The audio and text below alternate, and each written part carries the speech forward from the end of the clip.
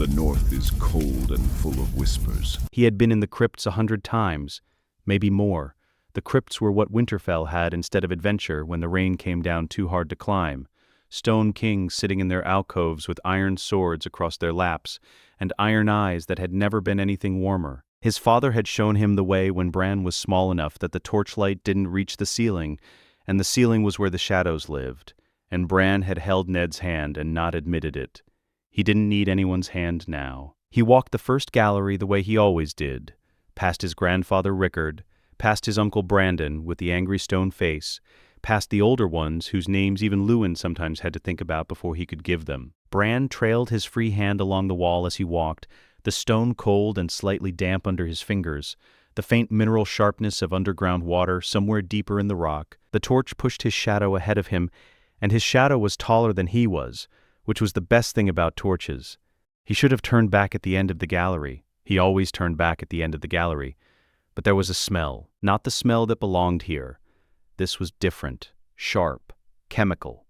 Like the inside of the glass gardens, but inverted somehow. The same glass and growing compound sharpness, but stripped of everything alive, everything warm. He slowed at the corner where the gallery curved into the older part of the crypts, where his father had said they didn't go because the floor was uncertain in places. And he stopped.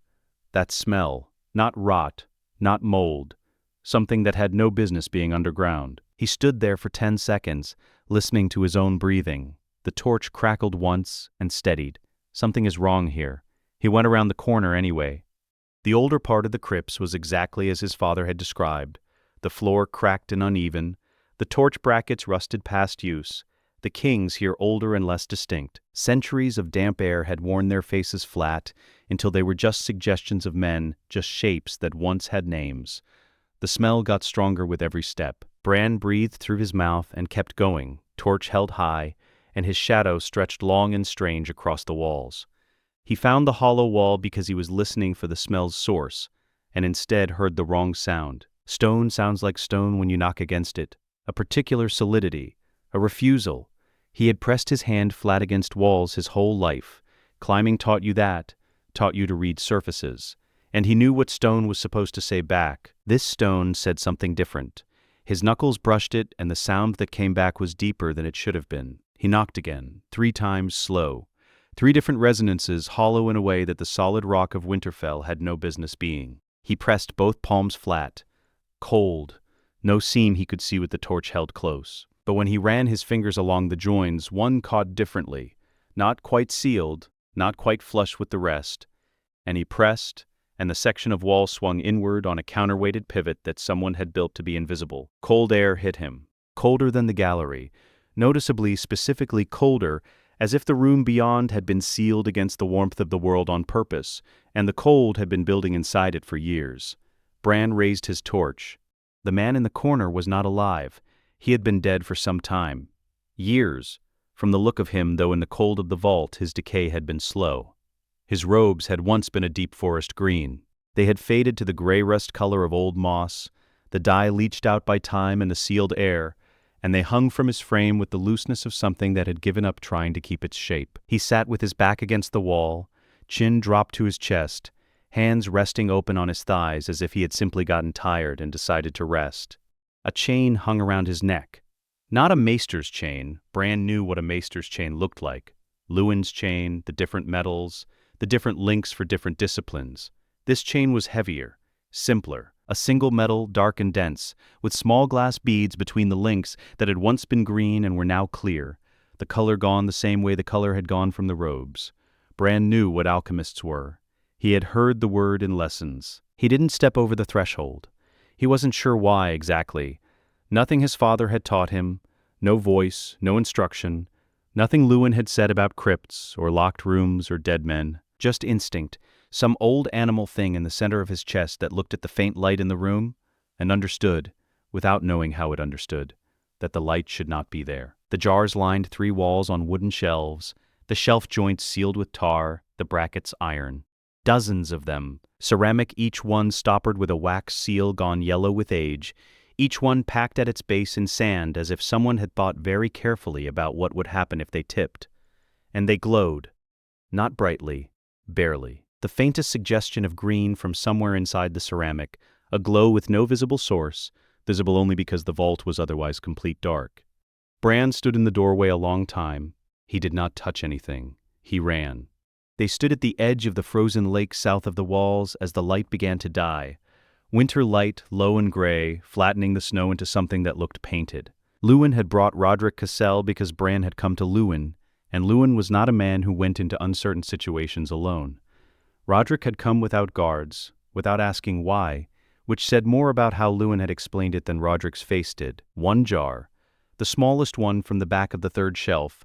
Luwin had selected it with his eyes half closed and his hands moving with the particular steadiness of a man being careful not to think about what he was holding. He had wrapped it in oilcloth and carried it himself, alone, 20 yards ahead of them along the path to the lake, not looking back.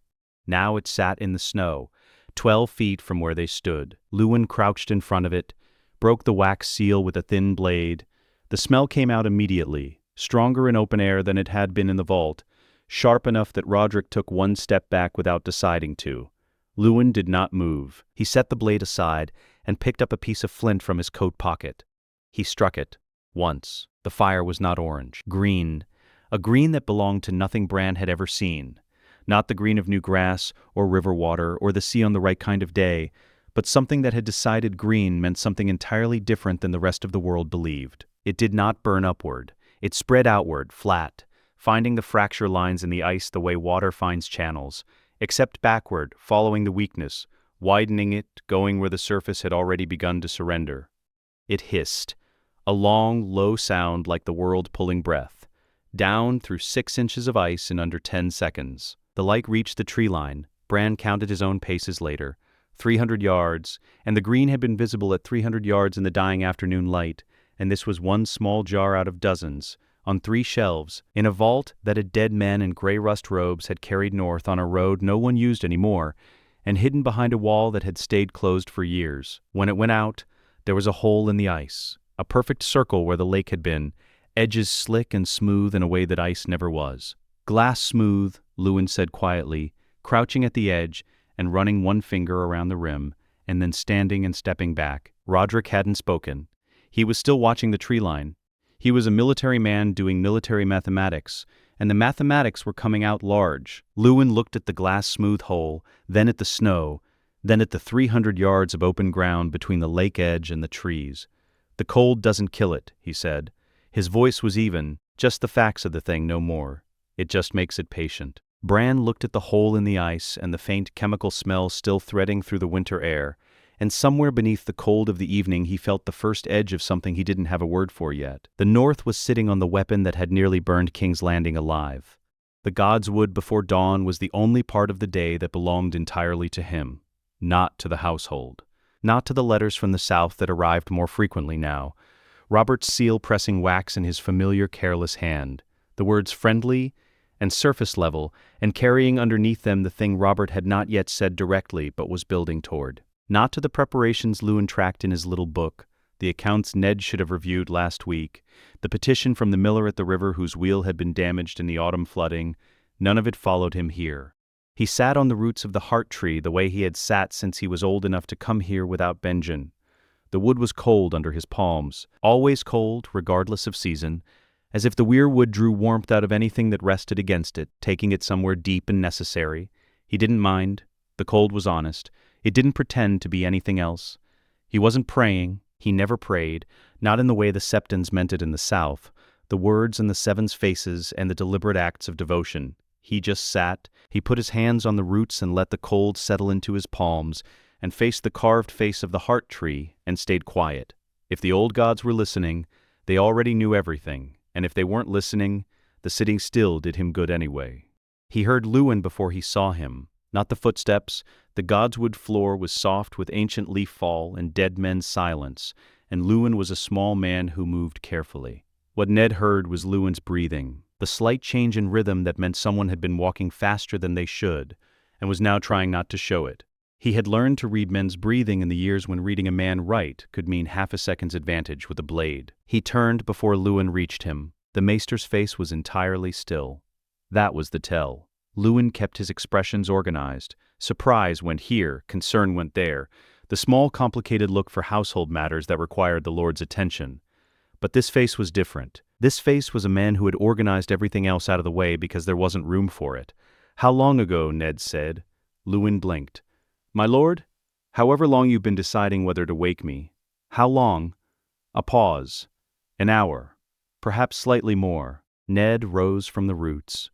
The cold moved with him the way cold does. "Show me," he said. He had walked these crypts hundreds of times. He knew the echo change where the gallery curved into the older section. He knew which alcoves had iron brackets that had rusted fully through, and which ones still held. Knew where the floor was uncertain and where you could trust your weight. He had walked here the night his father's bones were returned from King's Landing, after the Mad King's fires. He had walked here the night Catelyn told him Lysa's husband was dead, and something had shifted in the world's foundations. He had walked here after Robb was born, after Sansa, after Arya, after Jon. He had never found this door. The wall didn't look wrong. Luwin held the torch close, and Ned ran his hand along the joins twice, pressing, feeling for the catch his son had found by sound. He found it on the second pass. The section swung inward. The smell came out. He knew it immediately, not from personal experience, from a dead man's description, and a burned city, and the particular green he had seen reflected across the Blackwater when word reached Robert's army that Aerys had set the caches alight under the Red Keep and King's Landing was an hour from becoming nothing at all. He did not need Luwin to say the word. He stepped through the doorway. The dead alchemist had been handsome once, probably. It was difficult to tell now. The cold had preserved him past his due, which was a courtesy of a kind the man likely hadn't earned. His robes had been green. You could still see it in the creases where the fabric had folded against itself and the dye had held. Forest green, the color the guild used for everything because they were men who loved their own symbol. Ned looked at the chain. Not a maester's chain. He knew what Luwin's chain looked like, the different metals, the different disciplines, the way it caught torchlight differently depending on where your eye found it. This chain was heavier, cruder, a single dark metal with glass beads between the links that had once been green and were now clear, the color gone the same way the color had gone from the robes. He crossed to the shelves without speaking. The jars were ceramic, green-gray now, the color settled into them over the years like a stain, each one stoppered and wax-sealed, each one packed in sand at its base. And the glow, not bright, not dramatic, just the faintest suggestion of green with no source he could name, the kind of light that made you uncertain you were seeing it at all until you looked directly at it and were certain. He began to count the shelves, stopped himself. "There are scrolls," Luwin said from the doorway. "Formula notation, production records." The man was traveling north from King's Landing based on the dates. Perhaps he feared what was coming. Perhaps someone sent him ahead of it. I haven't determined which. "Aerys," Ned said, not a question. He said it the way you say the name of an illness after the physician has stopped trying to be gentle, almost certainly, or someone in Aerys's service. The dates matched the last year of the reign. Ned put his hand flat against the vault wall. Cold, Winterfell granite, the same stone he had pressed his back against as a boy when he needed a surface that wouldn't move. He pressed his palm against it and felt the specific grain under his fingers and thought about what it meant that this had been here the entire time. While he was a ward in the Eyrie, while he was fighting in the south, while he was walking these crypts year after year, pressing his hands to this wall from the other side without knowing what sat 3 feet behind the stone, Aerys had wanted to burn the world, and the weapon he had made for burning it had been sleeping in the bones of Winterfell. He stood there a long time. Luwin did not speak. He sealed the vault himself. The mechanism was simple once you understood it. A counterweighted bar on the hidden side, iron, which he dropped into its bracket and tested with his shoulder. The door didn't move. He stood in the corridor looking at the wall and could not find the seam. His son had found it by sound. He would not have found it looking. He would have walked past it for 30 more years. He took the key from the mechanism's housing. Cold iron, small, unremarkable. Luwin waited. "You're going to ask me to authorize production," Ned said. "No, my lord." Luwin's voice was quiet. "I'm going to ask what you want done with the scrolls. Burn them."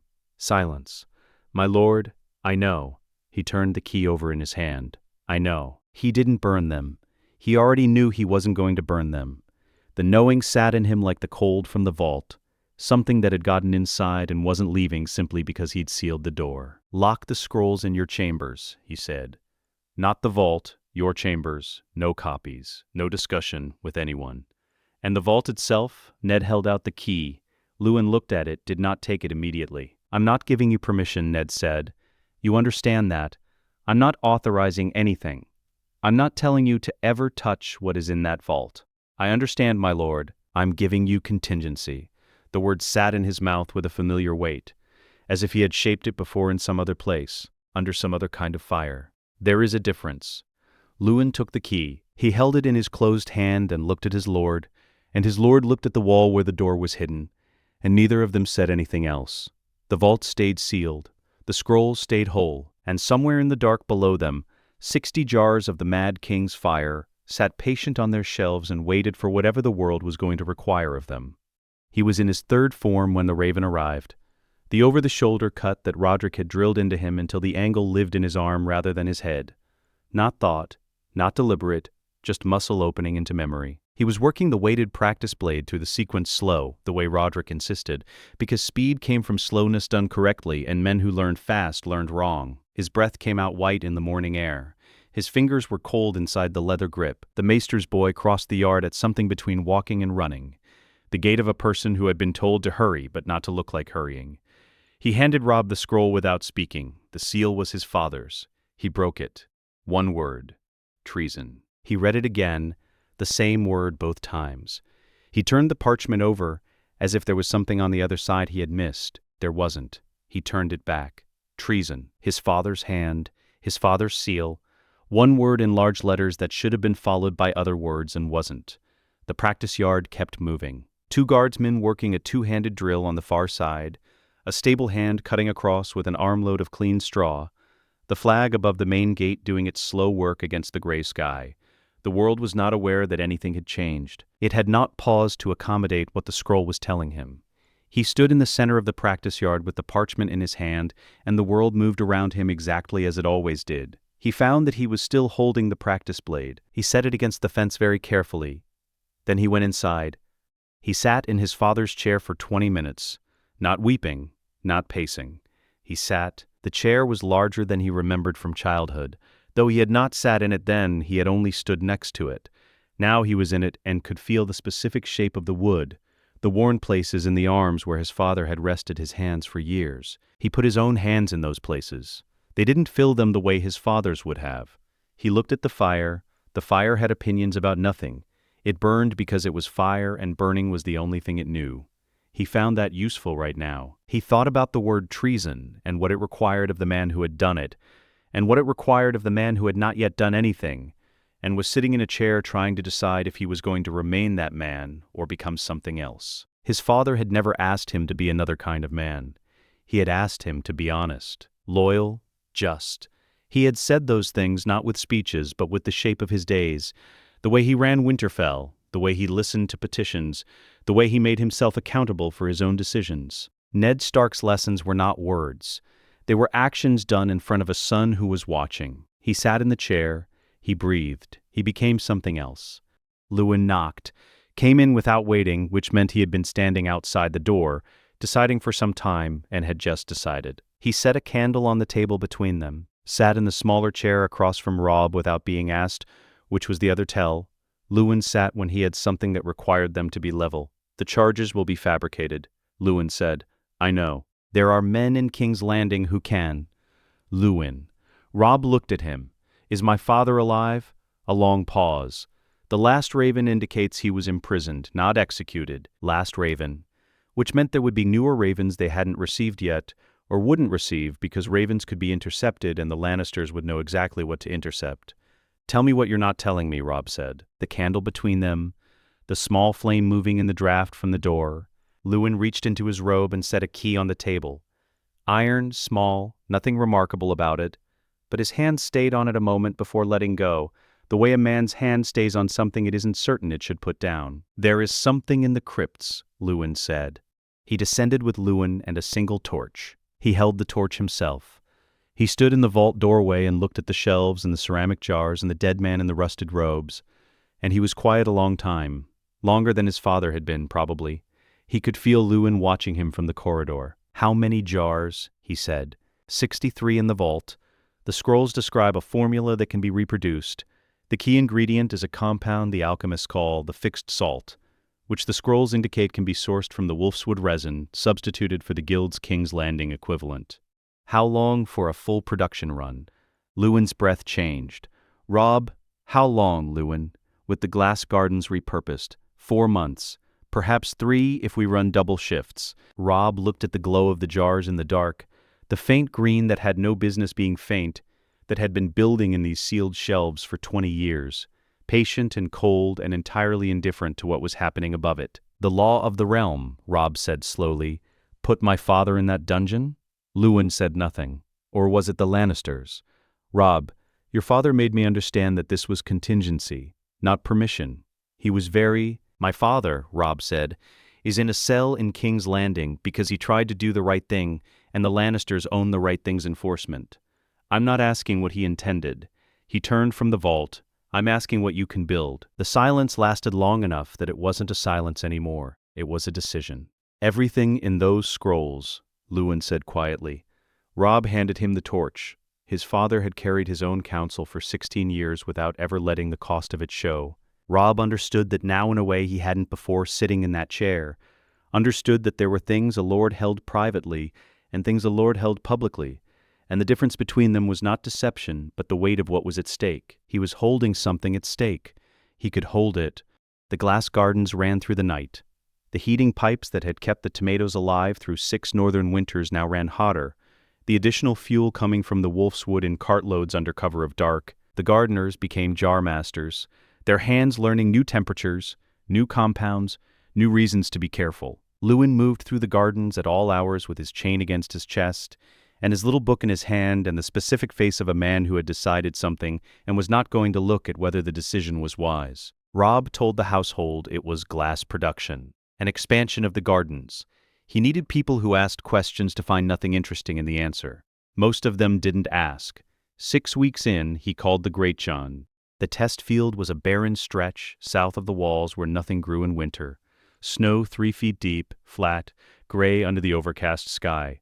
The captured catapult from the last border dispute, overhauled, arms newly lacquered. 1 jar, loaded in its padded housing. The Greyjoy stood to Rob's left with his arms crossed, and the expression of a man who had been told something improbable and was present to be disproved. 1 jar, he said. 1 jar, Rob said. The arm released. The jar arced, hit the center of the snowfield. The sound was wrong, not an impact sound, a sound like the world pulling inward, before deciding what to do. And then green. Green that spread flat and fast, following the hidden logic of the field beneath the snow. Every depression, every crack in the frozen earth, every place the ground had given just slightly to the weight of the winter, it found them all. It ran every one of them to their ends. In 30 seconds it had covered ground that would have taken a cavalry charge 2 minutes to cross. It burned for 11 minutes. Rob watched all of it. He did not look away. He stood with frost building on his eyebrows and his breath white and his hands loose at his sides, and he watched the entire 11 minutes until the last of the green had eaten itself down to nothing and the field was black and glass smooth in the places where snow had been. The Greyjoy laughed, not with fear, not to cover anything, a real laugh deep in his chest, the laugh of a man who has just seen something solve a problem he had been turning over for years. By the old gods, he said, 600 nights and I've been up at night worrying about 600 nights. Rob turned to him. You'll tell no one what's in the wagons. I. The Greyjoy was still looking at the field. I will not. The ravens went south, 3 days before the wagons. 5 birds. King's Landing, Storm's End, Dragonstone, Casterly Rock, the Citadel, all of them carrying the same message, in his own hand sealed with the direwolf, addressed specifically so there would be no confusion about the source. The wolves are coming south with the fire of dragons. Make room. He wanted the fear to travel faster than his army. The convoy formed on the King's Road before dawn, 500 wagons each marked with the pale snowflake Lewin had designed, a symbol that meant nothing to anyone except the people who had loaded them. 6 jars per crate. 50 yards between wagons. The convoy stretched south from Winterfell's gate in a line that would take the better part of an hour to fully pass any given point. Gray wind ran alongside the lead wagon for 100 yards, then stopped at the tree line and watched. Rob watched back from the saddle and then turned south. and rode. The North was no longer just poor men with swords. He had not lost a battle in 31 years. He had come close, twice. Once in the field against the Rains when his supply line extended further than it should have, and rain made the eastern approach impassable for 6 days. Once at Summerhall when a subordinate's cavalry moved 3 minutes early, and the timing advantage collapsed into a scramble. He had won both engagements. He had also identified every error within the hour of their resolution, named the officer responsible in each case, and ensured the error was not repeated. He was precise about what had gone wrong and why. That precision was the discipline. You learned nothing from victory except how to repeat it. You learned everything from error. This morning, there were no errors. The sun rose behind his cavalry's right flank, positioning he had verified personally 2 days prior by standing in the field at the same hour and watching where the light fell. The Northern infantry formed across the Green Fork's western bank, 18,000 men, in competent order but infantry nonetheless, and Tywin had learned to read infantry formations the way a maester reads old script, slowly, deliberately, and with the certainty that you already know what it says. He read the northern line, he read the cavalry positions at each end, the center ranks densely packed, the forward line carrying Tully blue mixed in with stark gray. He read the command structure from the flag positions. He read the Great John's section by its particular density of large men and the way they held their weapons. Men that size held weapons with the ease of men who had held them since childhood. He read the wagons, 500 of them, arranged well back from the main formation. Heavy wagons, pine construction, each one drawn by 2 horses. He had 3 scout reports on the wagons, and all 3 said the same thing. Unknown cargo, covered in canvas, traveling under a stark snowflake mark he did not have in his sigil records. His wagon master had estimated agricultural supplies or construction materials. Salt, sawdust, pine resin, winter logistics. He had noted the wagons as a moderate weight uncertainty. He had moved on. The first wagon separated from the northern line at the moment his cavalry advance began. He watched it. A single wagon breaking from the formation, unhitched from its team and pushed forward on a slight downward grade toward the open ground between the armies. 2 men behind it, pushing, then stepping back. The wagon rolled. One of his outriders broke formation to intercept. Good instinct, wrong decision. He opened his mouth to sound the recall. The man on the wagon's driving board stood and threw. The jar caught the morning light for the length of a breath. Tywin tracked it with his eyes. The sound was wrong. Not the sound of ceramic meeting ground. Not the flat crack of impact. Not the spray he expected. The sound was pressure releasing, like the moment before a wave pulls back from a shore, the world pulling inward. And then, green. Not fire. Not any fire he had seen. Green that had no relationship with the fire he understood. Orange's heat, red's danger, white's extremity. This green was its own category. It spread flat from the impact point, found the packed earth of the field and the spaces between it, ran those spaces with the logic of water except backward, following weakness rather than low ground, widening every crack it found. It took the center of his vanguard, 300 men. He counted without deciding to count. The reflex ran before he could observe it, the compulsion to quantify, to reduce to a number what could not otherwise be processed. 300 men in the time between one breath and the next. The formation disrupted, the horses in the second rank reacting to the color and the heat and the smell of it, men breaking left and right around something that had appeared in the middle of their advance, with no warning and no precedent. Wagon 2. The second jar arced from a catapult he hadn't seen positioned behind the main formation. It landed 30 yards left of the first impact. The green spread to meet itself. Wagon 3. 50 yards right, his hands were flat on his thighs. He noticed this as information, not as a choice he had made. His hands had found his thighs the way his jaw had tightened 1 degree, the body making small adjustments to process what the mind had not yet finished categorizing. Wagon 4, Wagon 5, each one filling a different section of the ground between his cavalry lines and the northern infantry. Not random, precisely placed. A man who understood cavalry charges had decided where each jar should land, and each jar had landed there, and the combined effect was a field of green fire between Tywin's force and anything it might advance toward. He turned to his banner carrier. Sound the retreat. His voice was his voice. The same voice he used at table, the same voice for dispatches, for orders, for the correction of subordinates who had failed to think clearly, The banner carrier's face did something around the eyes, a small convulsion that lasted less than a second, and was controlled. The retreat sounded. He rode through the withdrawing columns without looking at the men's faces. He looked at the field. He tracked the position of each burn zone. He noted the delivery mechanism. Catapult arms, not archers, not infantry. He estimated the range from each wagon position to impact zone.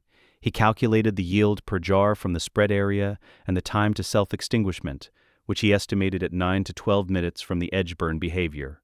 He built the new map as he rode. The map was accurate. He knew it was accurate. He was constructing it from primary observation, and his knowledge of siege warfare and incendiary mechanics was thorough. He reached the end of the map, and it had no solution inside his existing doctrine. His jaw tightened 1 degree more. The ambush was perfect. He had positioned the 3 cavalry lines himself, walking the ground in the dark the night before, pacing distance between the tree ranks, checking the sight lines. When Robb Stark's outriders came down the King's Road, they would see nothing until the first line broke from the tree cover, and by then the second and third lines would already be closing the road behind them. He was the best sword in Westeros. He knew this not with arrogance, but with the clarity of a man who had tested the fact repeatedly. This was a clean ambush with superior numbers. He had not missed anything. The outriders came down the road. They passed the first marker without slowing. He raised his hand for the first line. The wagons came from the eastern tree line. Not outriders. Wagons, 6 of them, pushing through the underbrush on the road's right flank, with men behind them and men on their running boards, and the canvas pulled back from each one to show what was packed inside in sand and oilcloth, and the cold of a northern winter. His first cavalry line saw them at the same moment he did. He heard his own voice say, "Hold," and the voice was correct, but the line was already reacting because cavalry lines react to unexpected movement. They are trained to react, and the 6 wagons were unexpected movement. The first jar went wide, hit the road 15 yards ahead of his position, and the green rolled toward him low and fast. And his horse, which he had ridden for 4 years, which was trained for battle, which had heard every sound a battlefield makes, shied hard left at the color and the smell of it. He hit the road mud, shoulder first. The impact traveled up his arm and through his ribs, and he was on his back in the King's Road with mud in his mouth and the taste of blood from where his teeth had found his cheek on the way down. He was on his feet before he understood he was moving, sword drawn, the muscle doing what it did. 3 crossbows pointed at him from the tree line, 3 more from the other side. A boy rode to the center of the road and stopped his horse there, 10 feet away, gray cloak, direwolf sigil, frost still in his eyebrows from a long night's march. Jaime looked at him, looked at the wagons, looked at his cavalry, half dismounted, half scattered to the tree margins, the ambush inverted completely. "They said the young wolf," he said. "They didn't say anything about this." The boy said nothing for a long moment. "Your sword," Robb Stark said. Jaime looked at the blade in his hand, looked at the 6 wagons and the crossbows, and the boy with frost in his eyebrows who had seen him charge into a jar of green fire, and was still sitting his horse as if nothing in the world surprised him. He sheathed it.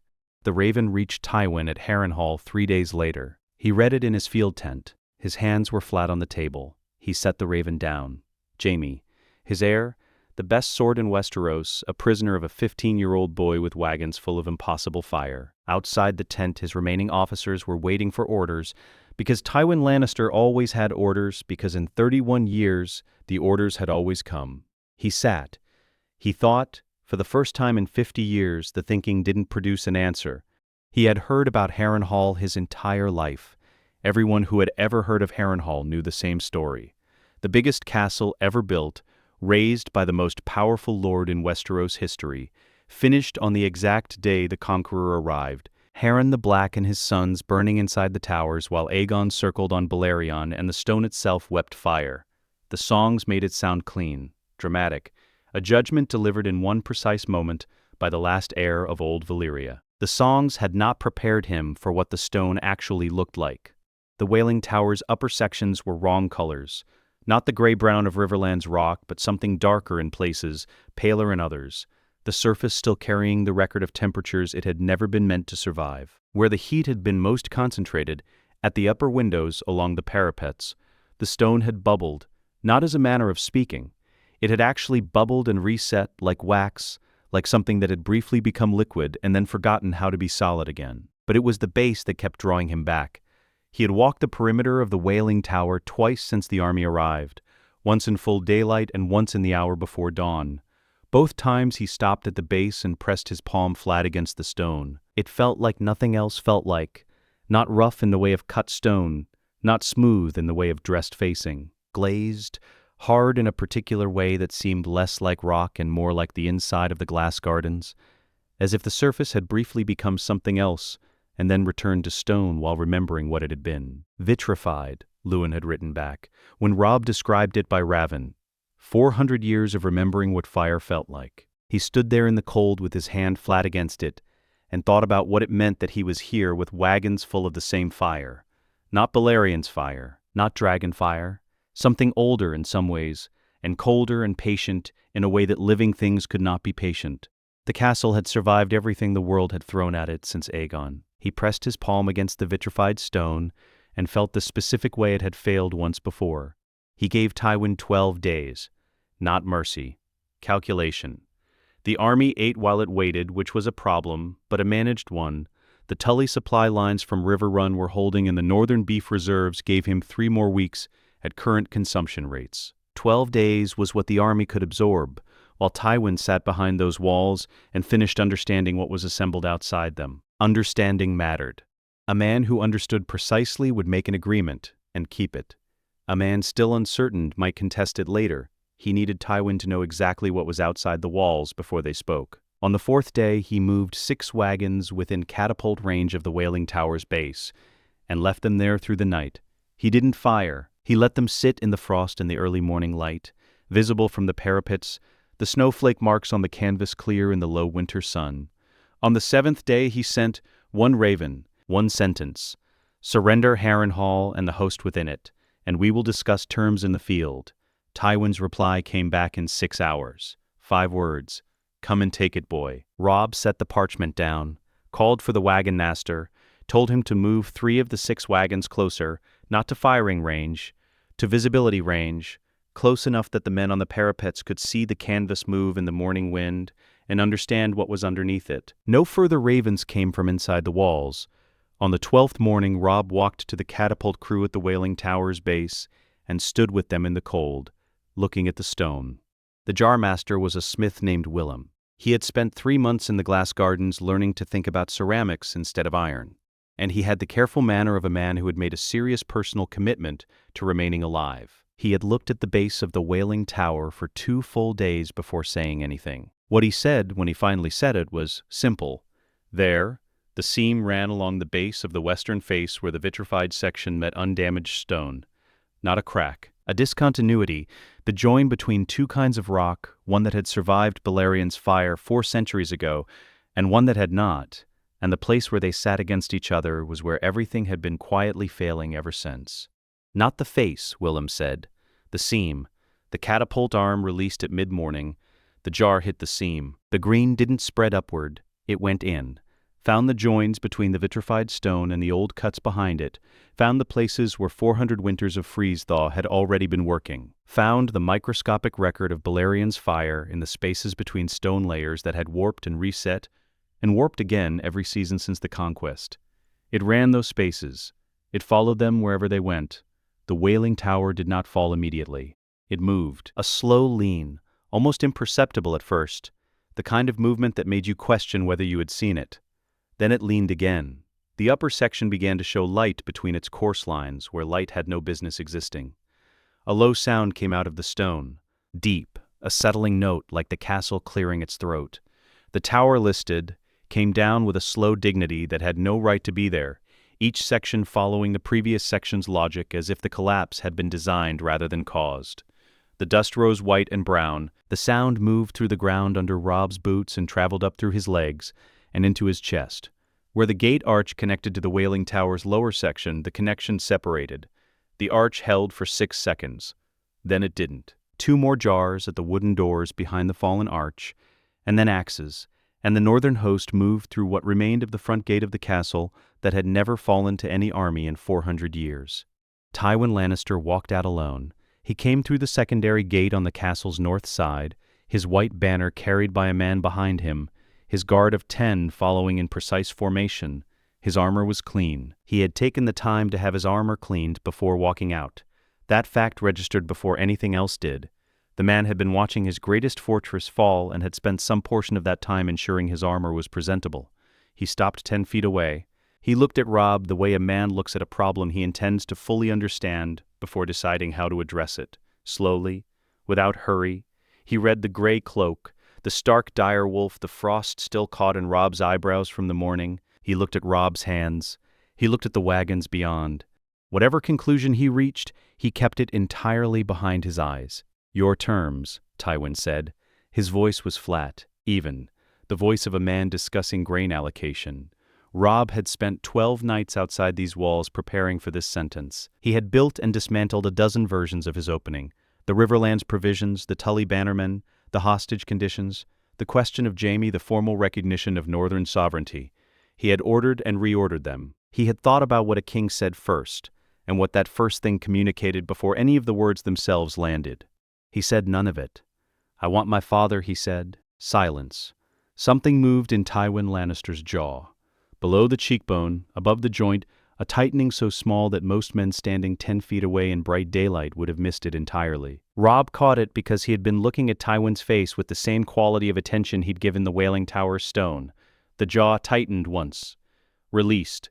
We will discuss the Lord of Winterfell," Tywin said, "along with the other matters." "No." Robb kept his voice level. "That one first. My father alive delivered to my custody. The rest of it follows from there." Tywin looked at him. The jaw again. The same small adjustment, this time it held longer before releasing.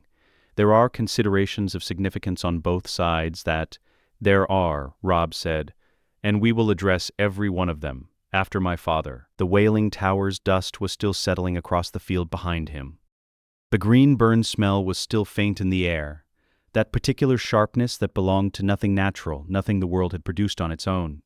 10 feet of cold Riverlands air between them. Tywin Lannister had spent 40 years giving nothing away with his face.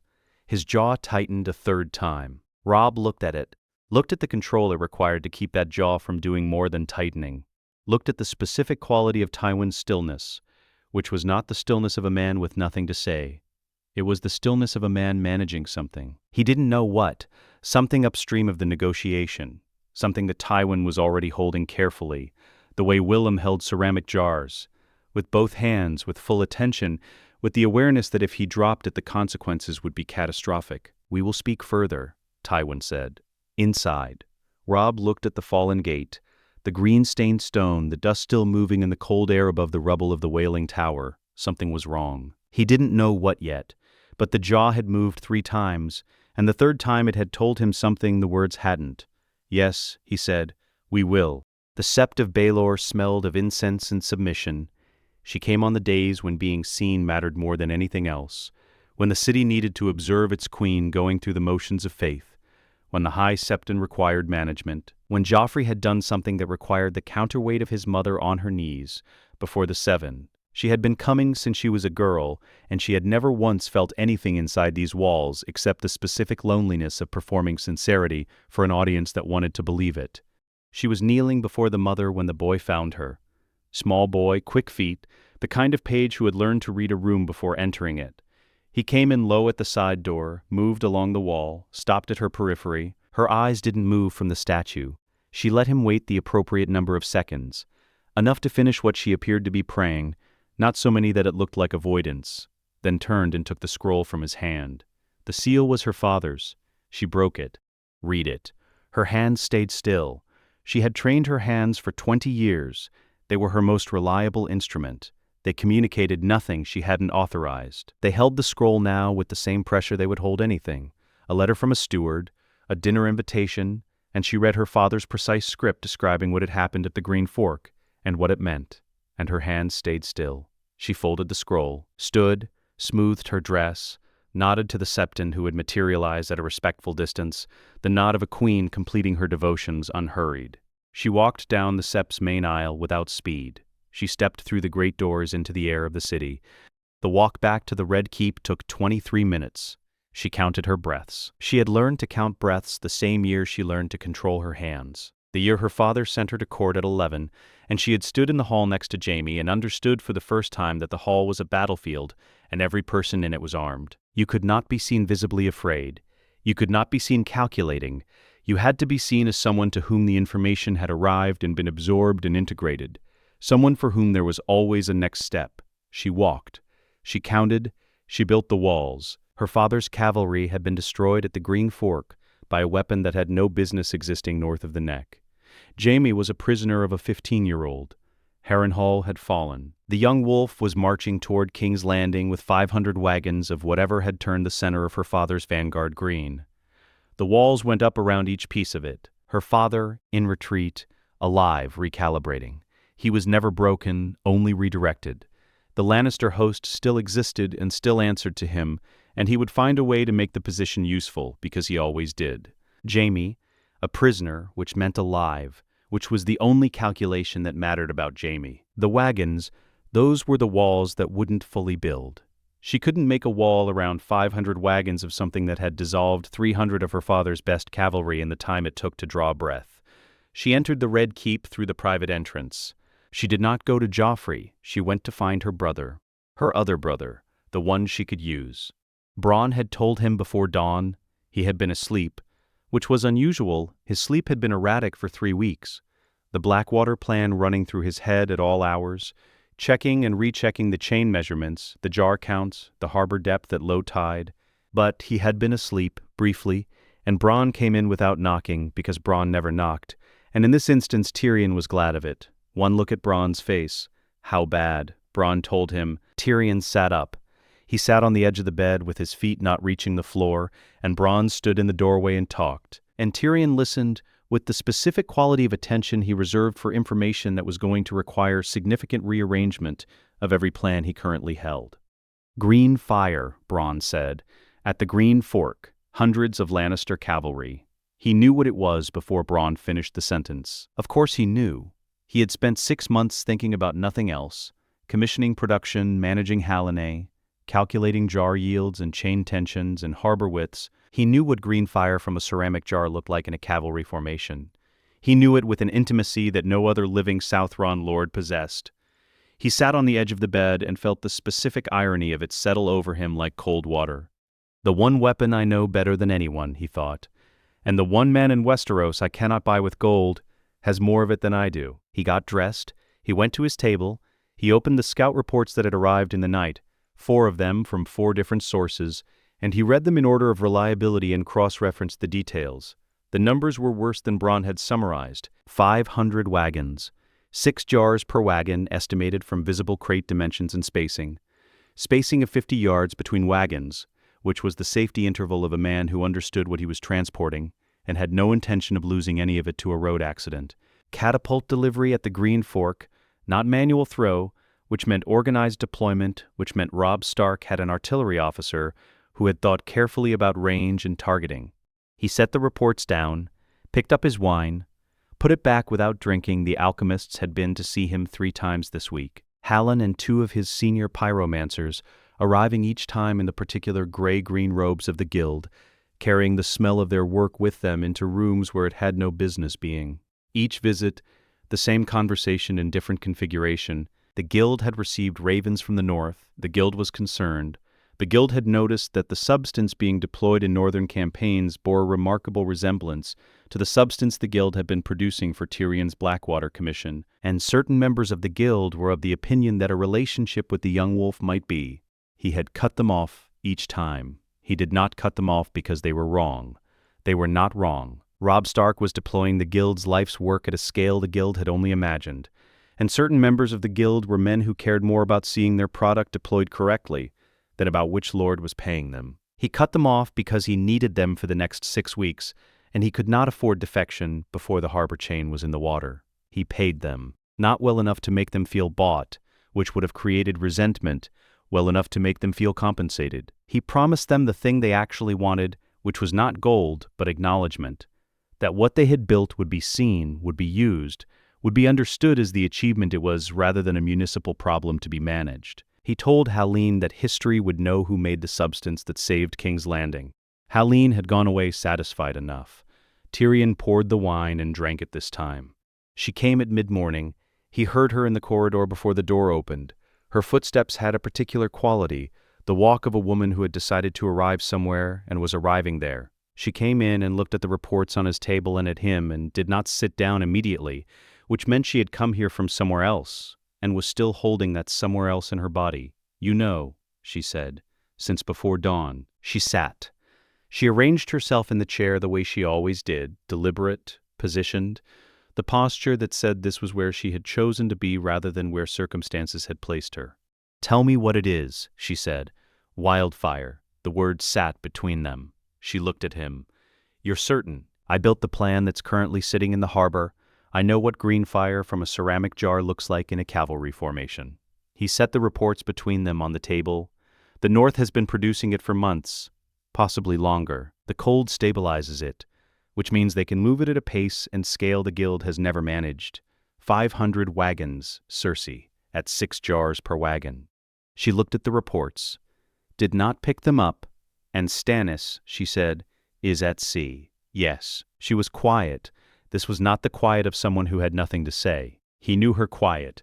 There were 4 of them, and this was the one she used when she was running calculations that she didn't want him to observe running. "Joffrey will want to—" "Joffrey," he said carefully, "does not need to know the specifics of what's in those wagons. He needs to believe that the harbor plan will hold against Stannis, which it will, and that his grandfather's forces are sufficient to manage the northern approach, which they—" He paused. She looked at him. "Which is a matter we are still determining," he finished. Another quiet. This one was different, harder at the edges. "Father is not coming," she said. Not a question, not even, quite a statement. Something between them that they were looking at together for the first time. "Not before Stannis arrives," he said. "No." She put her hands flat on the table. They were entirely still. Outside the tower's window, the harbor lay in the winter light, the chain invisible below the waterline, the jars laid beneath the surface in their housings, everything positioned and waiting. And somewhere north of the city, on a road moving south, 500 wagons bearing a snowflake mark were closing the distance. 2 fires, 1 city. His Blackwater plan would hold against Stannis. He was certain of the chain, certain of the yield, certain of the harbor geometry. He had built it correctly. He was less certain about what happened after. "The city doesn't burn," he said. "Not from the north. Robb Stark has not burned anything he didn't have reason to burn. He's not his enemy. He picked up the wine. He's something worse. He's a man with a specific list." Cersei looked at him. "What does he want?" she said. Tyrion drank. "His father," he said. Her hands stayed flat on the table, completely still. The chain came up exactly as he had calculated it would. He had run the mathematics 8 times. Different approaches, looking for the error he had missed. Chain weight against harbor current, winch capacity against chain length, the timing from the winch horn to full surface tension. He had measured that particular variable by having 2 men with water clocks stand at each end of the harbor mouth on the same night at the same tide state and signal each other with torches. 11 seconds. He had built 12 seconds into the plan. The chain came up in 9. He watched it from the command position on the harbor wall, Bronn at his left shoulder, the Hound at his right. 5,000 Lannister men behind him in varying states of readiness, and absolutely no one in front of him except open water and the approaching lights of Stannis' fleet. 200 ships. He had counted them from the Mudgate Tower at dusk. 212, to be precise, which was an enormous fleet and would have been an insurmountable problem 3 months ago, and was still an enormous fleet but was now also a fleet that had nowhere to go because the chain was up, and 212 ships were discovering the harbor mouth was closed. He could hear the confusion from here, not voices. At this distance, in this wind, voices were gone, but ships in unexpected proximity to each other in the dark made sounds, the grinding of hulls, the crack of oars breaking against neighbor vessels, the deep complaint of wood under lateral stress. 212 ships discovering that the harbor had changed since the last time anyone had charted it. He looked at Bronn. Bronn was already looking at the lead ship. "Now," Tyrion said, the ignition jar went from the chain tower at the harbor's southern point. He tracked it by sound, the catapult's release, the brief silence, and then the sound of nothing that meant the jar had hit the water, and he almost said something before the green rose. It rose from the water. He had known it would. He had calculated the spread pattern from the guild's formula notes and confirmed it with a small-scale harbor test 6 weeks prior. He knew that the substance's property of following weakness would find the hull joints of wooden ships, the joins between planks, the seams where caulking had dried and cracked in the salt air. He knew all of it. It was still not the same as watching it. The green ran across the harbor surface the way it always ran. Low, fast, finding the path of least resistance and then finding the paths of second and third least resistance simultaneously. It reached the first ship in 4 seconds, ran the hull in 3 more, found the join lines, went through them, the ship became green, then the ship behind it, then the water between them, the surface burning on top of it and through it, and the ships in the burning water burning from below as well as above. He watched. He did not look away. He had built this. He owned it. Every jar, every calculation, every conversation with Halline and his pyromancers in their underground chambers. He was the architect of what was happening to 212 ships in Blackwater Bay and the men aboard them, and he was not going to observe it from a distance. He was going to stand here and see it clearly, because the alternative was to be the kind of man who built something and then refused to look at what he had built. Stannis's second line was already breaking. He could see the formation fracturing from the command position, ships turning against each other in the green-lit water, the orderly assault becoming a knot of conflicting movement, each captain making individual survival calculations that conflicted with every other captain's. The harbor burned. The campfires appeared on the King's Road at the second hour. He saw them before anyone reported them. A faint orange line to the north, too regular for accident, too numerous for a village. He watched them for 60 seconds before he was certain.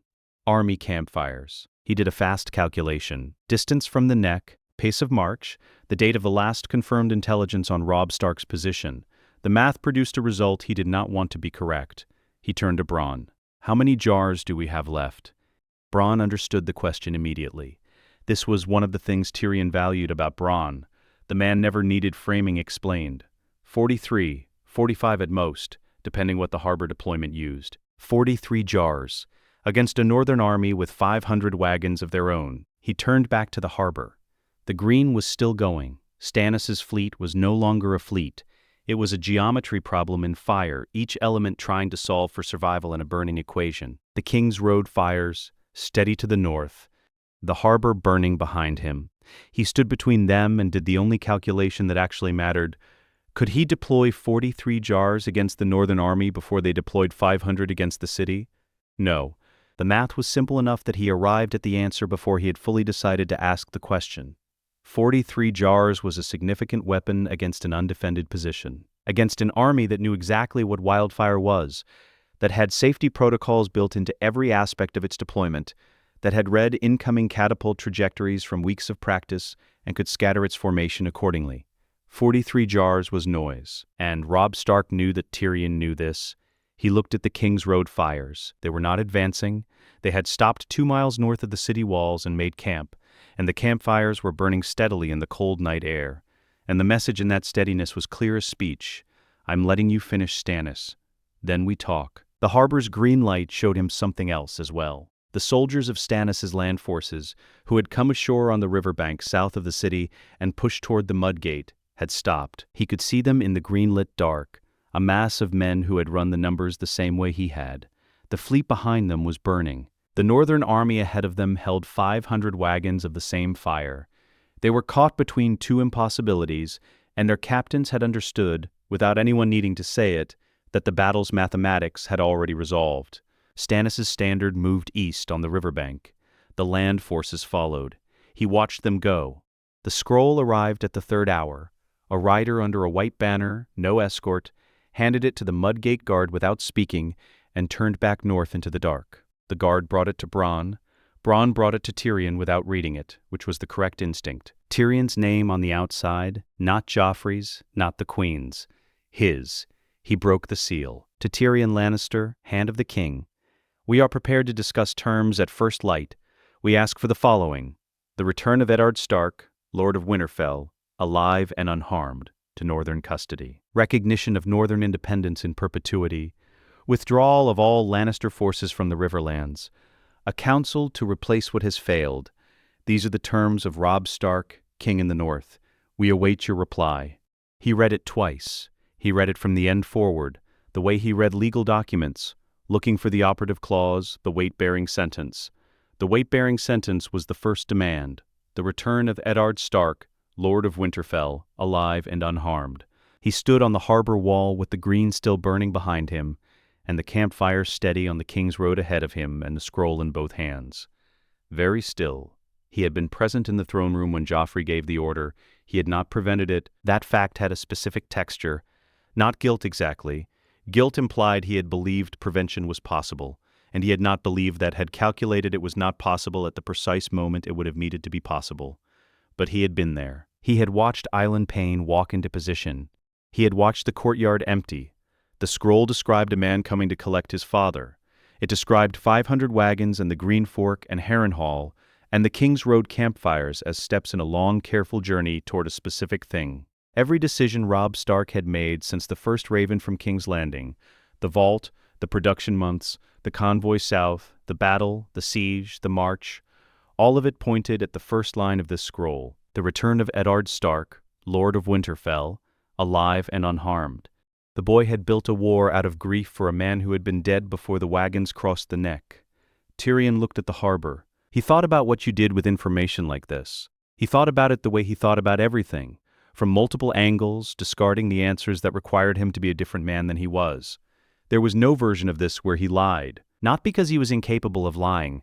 He could lie with considerable sophistication and had done so profitably on multiple occasions. But a lie here was a foundation for a war that would restart the moment Robb Stark discovered it.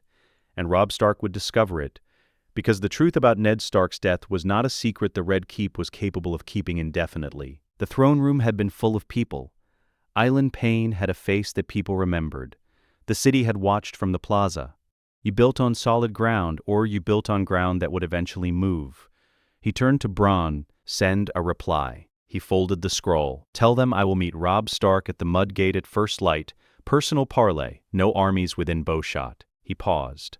Tell him to bring his mother. Bronn looked at him. A question in it, but Bronn's questions never needed to be spoken aloud. Because, Tyrion said, this is the kind of news that shouldn't be delivered by a messenger. Bronn was quiet a moment. Aye, he said. Then, that's a hard thing you're about to do. Yes. The boy's not going to take it well. No. Bronn looked at the harbor, at the last of the green burning itself out in the cold salt water, the wreckage of 212 ships beginning its slow settlement toward the harbor floor. Want me to have something strong ready? After. Have something strong ready before, Tyrion said. The after will take care of itself. He turned back to the water. The harbor mouth was full of wreckage, and beyond the wreckage, somewhere on the dark sea, what remained of Stannis' fleet was already turning east. The chain had held. The plan had worked in every detail he had designed it to work in. And somewhere 2 miles north of these walls, a boy who had built the most effective military campaign the North had mounted in 300 years was sleeping in a campaign tent believing his father was alive. Tyrion looked at the scroll in his hand. He looked at it for a long time. For the first time in his life he wished, genuinely and without complexity, that he were a worse man. A worse man could write a different reply. A worse man could tell the boy his father was on his way. A worse man could buy 3 weeks with a sentence and use those 3 weeks to extract something valuable from the situation. He was not a worse man. He had never been a worse man, despite considerable effort over the years. First light was coming. The gate opened on cold gray light, and a boy he recognized from descriptions. Tyrion had seen 10,000 men in his life, and could read most of them in the time it took to cross a room. He read Robb Stark in the 3 seconds it took the boy to ride through the mud gate and dismount. 15 years old, which meant he was carrying things in a 15-year-old's body that the body had not been built to hold. The frost in his eyebrows from a long night, the way his hand stayed loose at his sides, deliberate looseness, the kind you practice. A boy teaching himself to look like a man who was not afraid of what he was about to be told. He already suspected. That was the first thing Tyrion understood. The jaw at the Green Fork, Robb had noticed it. A boy that precise would have turned that observation over for the 2 weeks between Harrenhal and King's Landing, and arrived somewhere close to the truth before crossing this gate. Catelyn Tully Stark rode in behind him. She did not look at Tyrion immediately. She looked at her son the way a mother looks at someone she knows is about to be hurt and cannot prevent it. Then she looked at Tyrion, and her eyes were the flat, careful eyes of a woman who had also done the arithmetic, and was here because arriving was required. Tyrion stood alone, no guards beyond the gate, as promised, the city at his back, cold and quiet in the hour before its noise began. He did not offer pleasantries. "Lord Stark," he said. The boy met his eyes. "My father," Robb said. One breath. Tyrion took it. Joffrey had him executed. He kept his voice even, not cold, not gentle, just accurate, in the plaza of the great sept of Baelor, 6 weeks before you crossed the neck. I was not able to prevent it. I want you to know that I tried. The boy's face did not collapse. That was the first thing. It did something smaller and more permanent, a closing, the way a door closes when the wind outside has stopped, and there is no longer any reason for it to be open. His hands, which had been deliberately loose, became still in a different way, the stillness of something that has arrived at the end of a long journey and found the destination wrong. He did not speak. He looked at the city walls over Tyrion's shoulder. He looked at them for a long time. Tyrion did not fill the silence. It was not his silence to fill. Catelyn dismounted. She came to stand beside her son and put her hand on his arm and said nothing. Whatever she was feeling, and Tyrion could see enough of it in the set of her jaw to understand it was enormous and controlled with effort that cost her. She was here for her son first. "How?" Robb said. His voice was even, the flatness of a person who needs information before they are able to feel what they are going to feel. "He confessed to treason to save your sisters. Joffrey promised mercy and then ordered the execution regardless." Tyrion paused. "He died with his honor in front of the whole city. I want you to know that as well." Robb looked at him. "And Joffrey gave that order," he said. "Yes. You could not stop him. No. He is the king. I am the hand. The distinction matters in ways I could not overcome in the time available." Tyrion said it plainly. He owed the boy plainness. "I am sorry." The boy was quiet again. The city sounds beginning now, softly, at the edges of the morning. The first carts, the first voices, the city resuming its indifferent work. "My sisters," Robb said. "Safe, both of them, in the Red Keep. Sansa is unharmed. Arya," Tyrion paused. "Arya we have not located. She disappeared the day of your father's arrest. She is somewhere in the city or beyond it. We have not found her." Something moved in Catelyn's face. She controlled it. Robb looked at the gate behind Tyrion, at the city it opened into. "I have 500 wagons on the King's Road," he said. "You know what's in them?" "I do." "Then you know I could burn this city to the foundation stones." "Yes. I'm not going to do that." He said it the way he said everything, flatly, as a statement of what was true rather than a gesture. "That's not why I came. I came for my father." His jaw adjusted. "You're telling me there's nothing left to collect." Tyrion said nothing. "Then what is there to negotiate?" Robb said. Tyrion looked at him, at the 15-year-old body holding something that would have broken most men twice his age, at the flatness in his face that was not absence of feeling but discipline applied to feeling with both hands. "Everything else," Tyrion said, "which is what your father would have wanted, which is what your people need, which is why you marched an army this far and built what you built, not only for one man, even though he was your father, but for the North." He paused. "Grieve after, negotiate now." He would have said the same thing. Silence. The morning light strengthened against the gatestones. "Yes," Robb said. He would have. He stood there another moment. Then he walked through the gate into King's Landing with his mother at his side, and his face entirely closed, and the negotiation that would reshape the realm began. Tommen's door was the third on the left in the family corridor. She had never moved his chambers despite advisors suggesting rooms with better southern light or closer proximity to the Tudor's wing. She needed to be able to reach this door in the dark without counting steps. She went in without knocking. He was awake. Something had moved through his sleep and half-surfaced him, and he sat in his bed with his dark hair pressed flat on one side and his eyes still soft with not quite wakefulness. He looked at her the way he always looked when she appeared unexpectedly, not with fear, but with the particular trust of a child who has decided that a parent's presence means the thing requiring it is manageable. "Mother." "Put your boots on," she said. "Nurse will take you to the garden." He looked at the shuttered window, the dark still pressing at the edges of it. "It's early." "It is." "Put your boots on." He did not ask again. She knelt briefly and pulled his laces through their loops with the automatic ease of 10 years of practice, and stood and put both hands on his shoulders for just a moment. He was small under her hands, still small, 9 years old, and the single point around which every calculation she had made in 3 weeks had orbited without rest. She stepped back, "Don't come inside until someone comes for you," she said. "Stay with nurse." He nodded. She walked him to the corridor and passed him to the nurse without looking at either of their faces, and she watched them go the length of the passage and turn the corner and disappear. Then she turned the other direction. They were already there, Robb Stark at the table's far end, not the seat she thought of as the head, but the other end, which told her something about what he considered the geometry of this rune to be. Catelyn Tully Stark beside him, which she had been told to expect and had prepared for and found, upon entry that she had not fully prepared for regardless.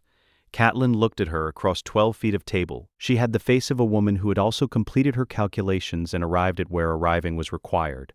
Not forgiveness. Nothing in that face was forgiveness. Had not placed it anywhere in her accounting, but somewhere past fury, past grief.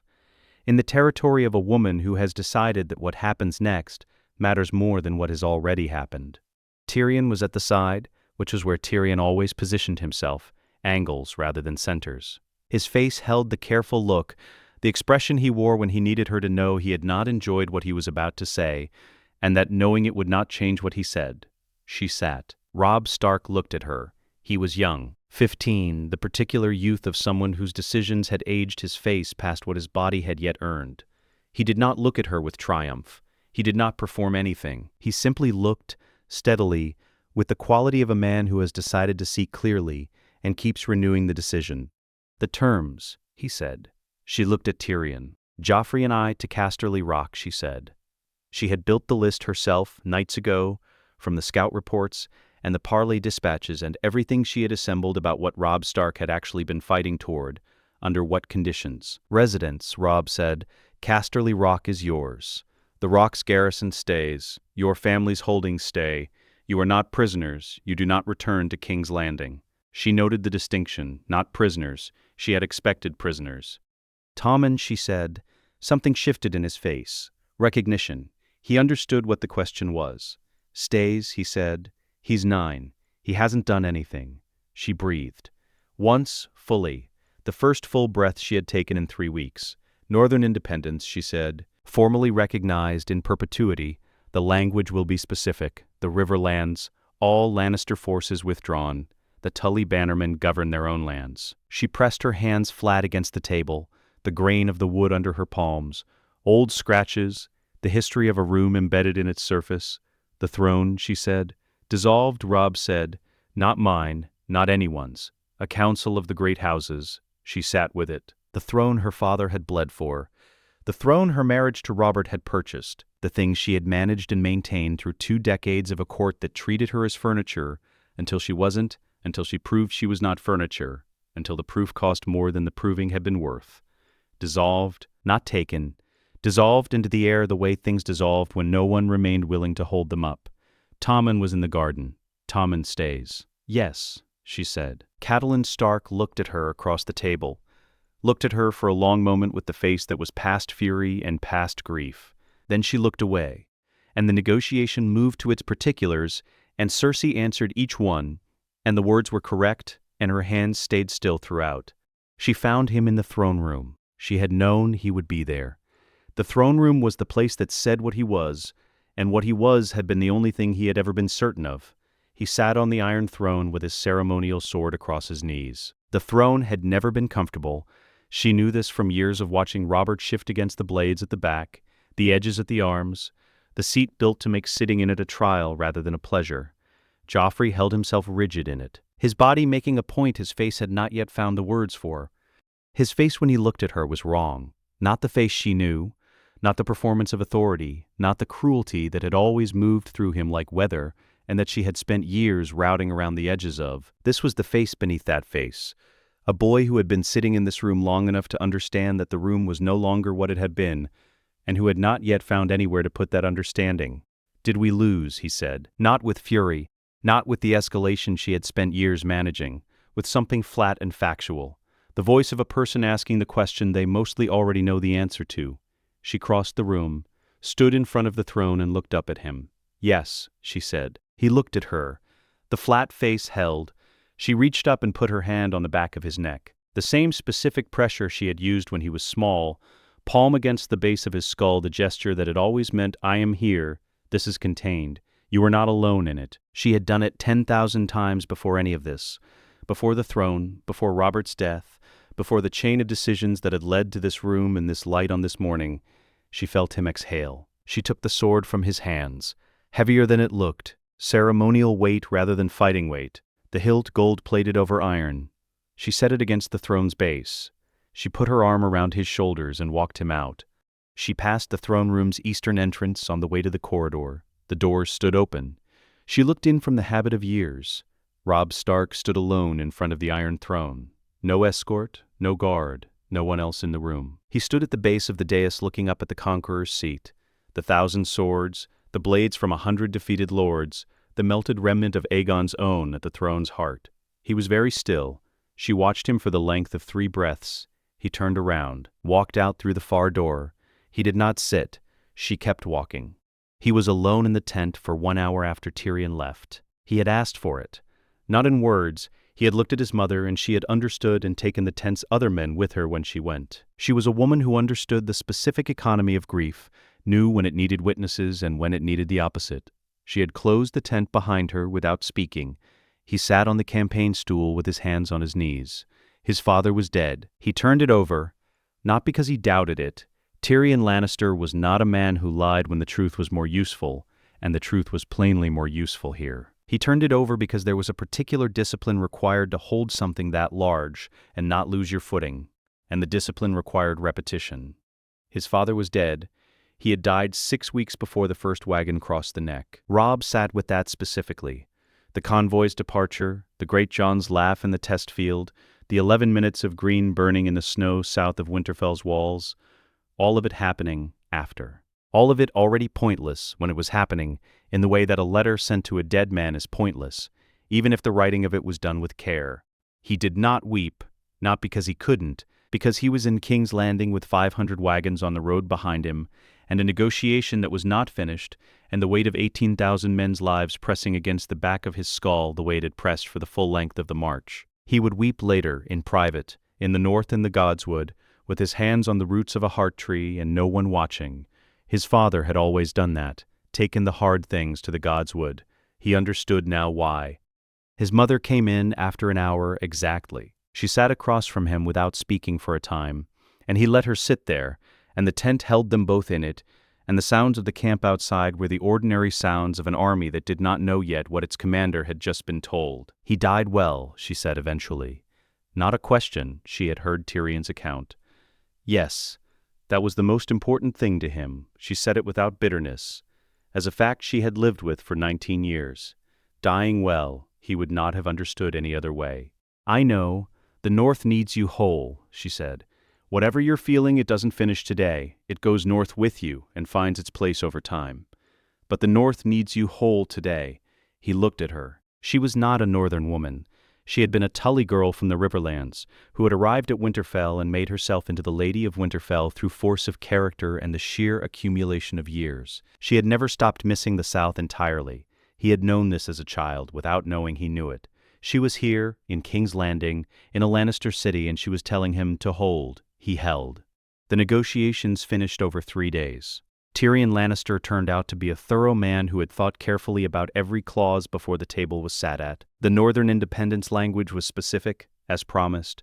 The Riverlands provisions were specific. The Casterly Rock residency terms were specific. He negotiated with the precision of a man who understood that agreements held when they were built correctly and collapsed when they weren't, and he was not willing to build something that would collapse. Robb found himself, on the 3rd day, sitting across from a man he would have been glad to know in a different world. He didn't say that. It would have been strange to say. But Tyrion caught some of it in his expression, because Tyrion caught most things, and the corner of his mouth adjusted slightly, and they moved to the next clause. Sansa was brought to him on the 2nd day. She came in with the rigid posture of someone who had been maintaining a posture for a very long time, and had forgotten what their body was like without it. He stood when she entered. She walked to him. He put his arms around her and felt her exhale against his shoulder, and the posture went, briefly, and she was his sister for a moment before she was whatever King's Landing had made her. Arya, he said, when she could speak. I don't know where she went, Sansa said. I haven't known since father was arrested. I've asked. No one knows. She pulled back and looked at him. She's alive. She would have to be. She's Arya. He nodded. Arya was a problem he would carry north and solve from Winterfell. There was a network of ravens, a world full of people who owed the North something now. He would find her. The army moved on the 4th day. He rode at its head with Grey Wind beside him and the snowflake wagons in the convoy behind. Lighter now, the production stock deployed and spent at the Green Fork and Harrenhal, but still enough remaining to make anyone watching the convoy think carefully about what it meant to interfere with a northern army on the march home. He had gone back to the throne room the night before leaving, alone again, just him and the Iron Throne in the dark, lit only by the braziers that burned there by habit even when no one was present to sit on the thing. He stood where he had stood the morning of the negotiation and looked at it for longer this time. 1,000 swords, 1,000 men who had pointed those swords at Aegon the Conqueror and lost. The throne's builder had decided that a seat made of melted weapons was a message worth constructing. Maybe it had been, for a time. He thought about what he could have had if he had simply walked forward and sat in it. He had 500 wagons. He had the Riverland's loyalty. He had demonstrated that Lannister force was not irresistible, which meant the other great houses were watching to see what the man who had demonstrated it was going to do next. He could have made a plausible claim, built a plausible coalition. Tyrion might even have supported it under the right conditions. He turned around, walked out. He was the king in the north. That was the specific thing he had marched an army south for, and it was enough, and it was what his father had raised him to understand, that specific things were worth protecting, and vast ambitions were worth being careful about. The north needed him whole. The north needed him home. He rode. Catelyn rode beside him through the first day in silence. The city fell behind them. The Riverlands opened ahead. The familiar geography of the past months unspooled in reverse. The ground they had covered, the decisions they had made at each piece of it, the road that had led from a practice yard in Winterfell to a negotiating table in King's Landing. At the end of the first day's riding, when they made camp and the cook fires were going and the men were settling into the ordinary noise of an army at rest, she came to stand beside him at the edge of the camp where the firelight ended and the dark began. He would have been proud, she said. He didn't answer immediately. He was looking north in the direction that was still several weeks of hard riding away. He would have said, "I should have found another way," Robb said. Yes. A pause. He would have been proud anyway. The dark ahead of them, the road home. He thought about the vault and the scrolls, and Lewin's line on the edge of a frozen lake. The cold doesn't kill it. It just makes it patient. He had used the fire his father refused to use and won with it. And the North was free, and his father was dead. And those two facts sat side by side the way things sat that could not be reconciled, but also could not be separated because they had come from the same set of choices. He carried it. It would go north with him. It would find its place over time. He read them in the wrong order. This was the nature of ravens. They arrived as they arrived, not as the world had arranged them. He had 14 by the time he stopped counting, spread across the table in the common hall's corner, and the picture they made when laid end to end was not the picture that had actually happened. It was a picture with the middle missing and the end arriving before the beginning, which was what distance did to events you had no power to change. He moved them, rebuilt the sequence. The Green Fork first, then Harrenhal, then Blackwater, then the parley at the Mudgate. He moved them again. The first raven to reach him had contained one sentence about his father being alive in a King's Landing cell. He had read it standing at the wall's parapet in a wind that pulled the words sideways as he tracked them. He had held it and read it twice and filed it under manageable. Not good, not safe, but containing the essential element that made action possible. He found the Blackwater Raven, read it, moved it to its correct position in the line. His father was not in the Blackwater Raven. His father was not in the 3 ravens that followed it. He moved each one into sequence, and each one told him something about the war. The chain, Stannis' fleet breaking, the campfires on the King's Road, and none of them mentioned Eddard Stark. And the absence accumulated the way absences do, until it was louder than any of the words. The last raven was from Tyrion Lannister. It was addressed to him directly, not to the Watch. To Jon Snow, Castle Black. That fact alone required a moment. He broke the seal and read 4 sentences.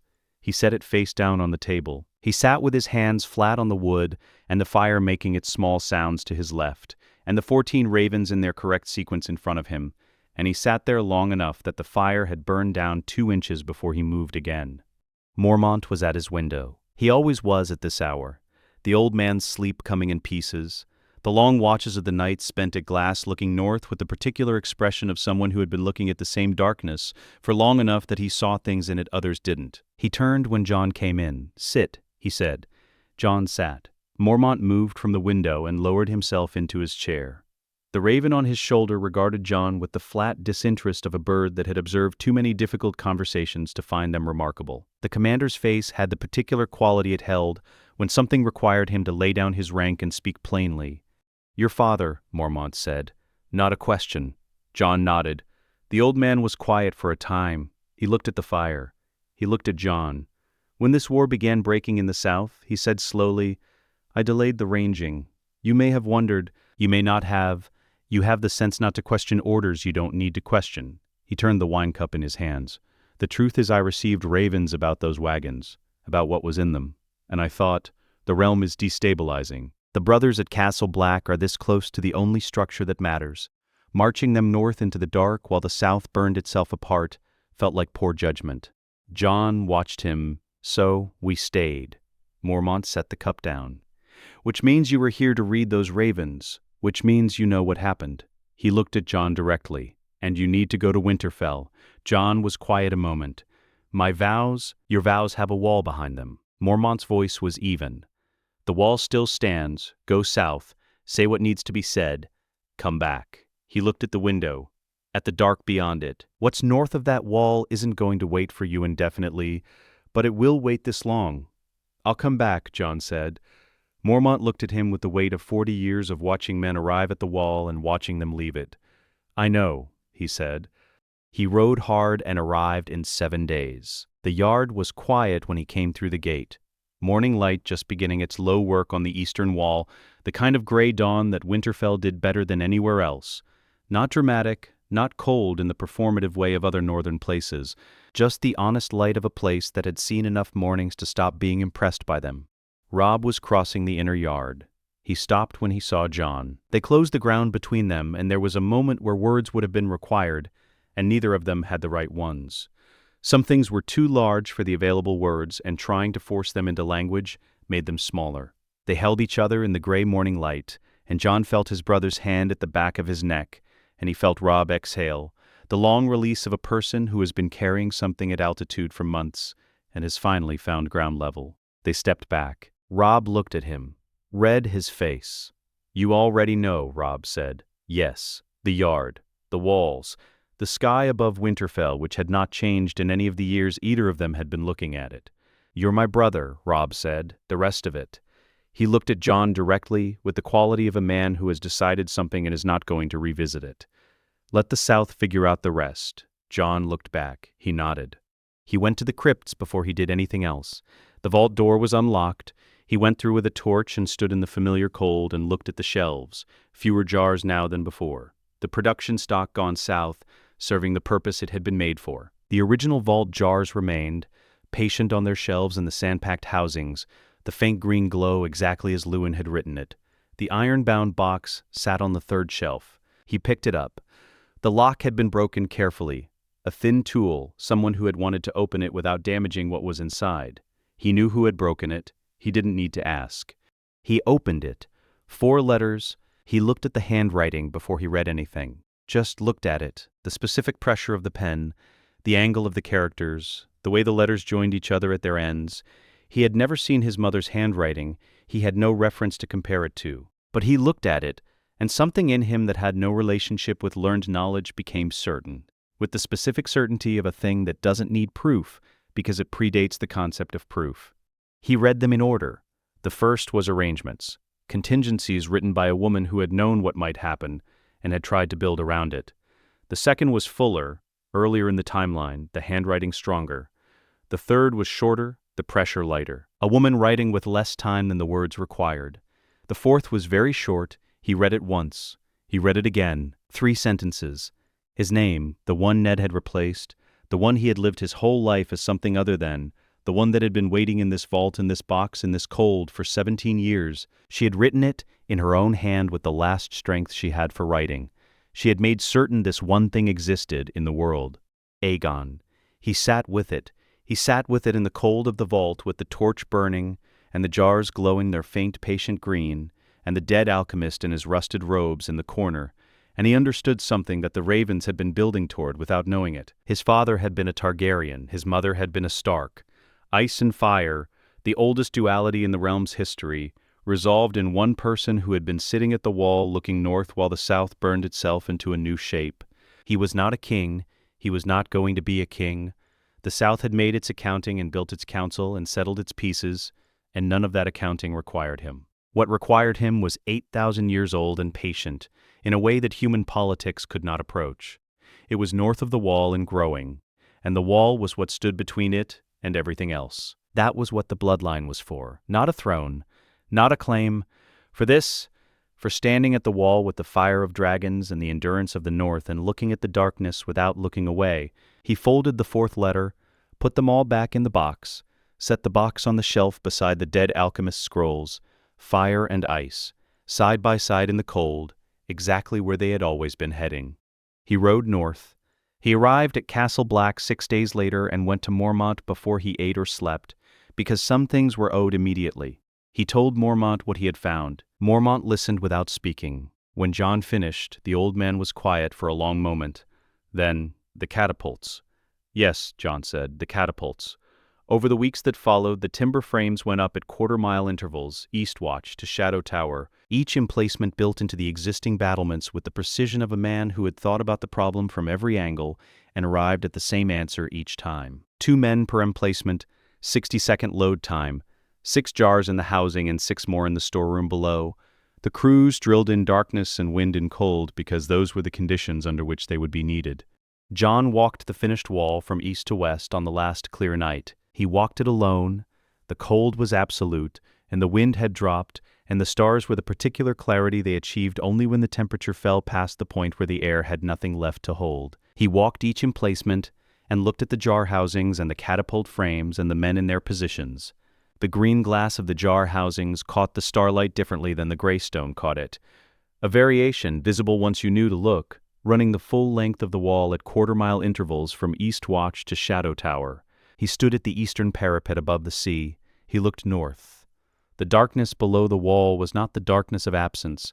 It had weight and direction and patience of a kind that no living thing possessed, because no living thing had time enough to become that patient. It had been building for 8,000 years. It had outlasted everything that had ever been raised against it. Every fire, every wall, every army, every king who had believed the problem was solved.